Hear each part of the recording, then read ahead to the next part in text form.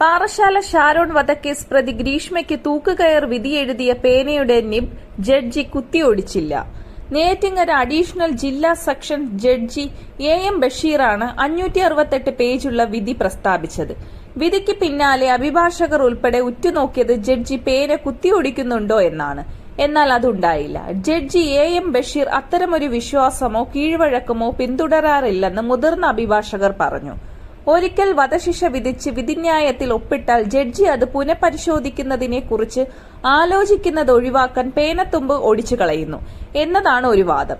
ഒരു വ്യക്തിയുടെ ജീവൻ അപഹരിക്കുകയാണ് വധശിക്ഷ വിധിയിലൂടെ പേന ചെയ്യുന്നത്. ഈ പേന മറ്റ് ആവശ്യങ്ങൾക്കായി ഉപയോഗിക്കരുത് എന്ന വിശ്വാസത്തിന്റെ പ്രതീകമാണ് ജഡ്ജിമാർ പേന മാറ്റിവെക്കുകയോ ഒടിച്ചു കളയുകയോ ചെയ്യുന്നതെന്നും പറയപ്പെടുന്നു.